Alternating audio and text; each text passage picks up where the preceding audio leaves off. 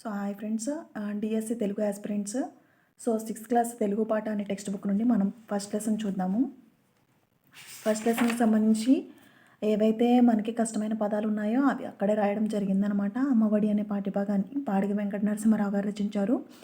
అమ్మఒడి ప్రక్రియ వచ్చేసరికి గేయం అండ్ ఉద్దేశం వచ్చేసరికి అమ్మ ప్రేమ.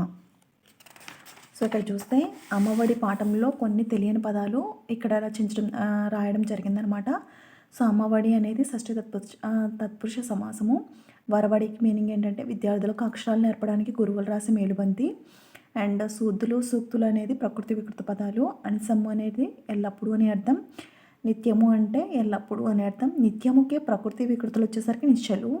హాసము అంటే హాస్యము నవ్వు. మంచుల అంటే అర్థం ఏంటంటే అందము. శ్రావ్యము అంటే వినసొంపుగా. వీణులు భూషణము అని అంటే అనేది ఒక అలంకరణ అనమాట. వీణులకు భూషణం అది ఒక షష్ఠి తత్పురుష సమాసం కింద వస్తుందన్నమాట. హృది అంటే హృదయము యథ.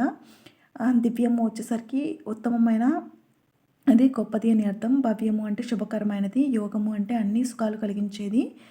చరణ అంటే పాదాలు. తలములు అంటే చోటు. సుఖశాంతులు అనేది సుఖము మరియు శాంతులు ద్వంద్వ సమాసము. కన్నుల కాంతులు వచ్చేసరికి కన్నుల అందలి కాంతులు. అందలి వస్తే సప్తమి తత్పురుష అనమాట. సో ఇది ర్యాపిడ్గా చూసుకుంటే మనకి అమ్మఒడి యొక్క లెసన్ యొక్క థీమ్ అనమాట. అండ్ ఇక్కడ వచ్చేసరికి ఇవన్నీ చాలా చిన్నవేనండి. భాషాంశాల్లో కూడా అంత ఏం లేవు.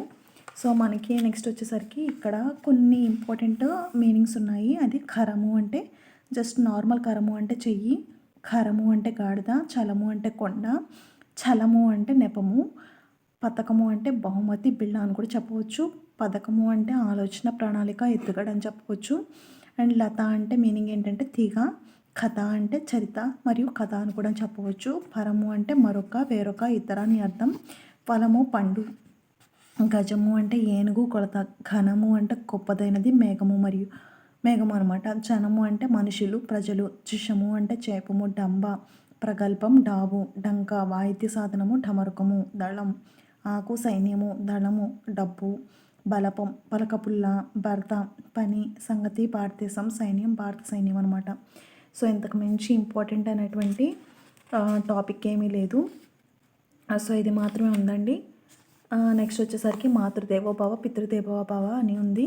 అది ఏంటి అని అంటే జస్ట్ ఓవరాల్గా చూసుకుంటే శివుడు పార్వతి కుమారస్వామికి విఘ్నేశ్వరుడికి కాంపిటీషన్ పెట్టినప్పుడు ఆ ముల్లోకాలు చుట్టూ రావడానికి ఎవరు ఫస్ట్ వస్తే వాళ్ళకే అని చెప్పేసి బహుమతి అని చెప్పేసి అన్నప్పుడు నారదుడు విఘ్నేశ్వర స్వామికి ఎదురొచ్చి మీ తల్లిదండ్రులు చుట్టూ తిరిగితేనే అదే నీకు ముల్లోకాలు తిరిగి వచ్చినట్టు అని చెప్పడం జరిగింది.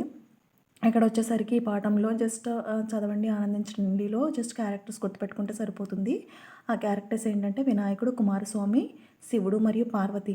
సో ఇంతవరకు గుర్తుపెట్టుకుంటే సరిపోతుందండి. సో ఇంతటితో ఫస్ట్ లెసన్ అనేది ఎక్స్ప్లెయిన్ చేయడం అయిపోయింది. Tomorrow I'll explain that second chapter తృప్తి. So thank you for watching.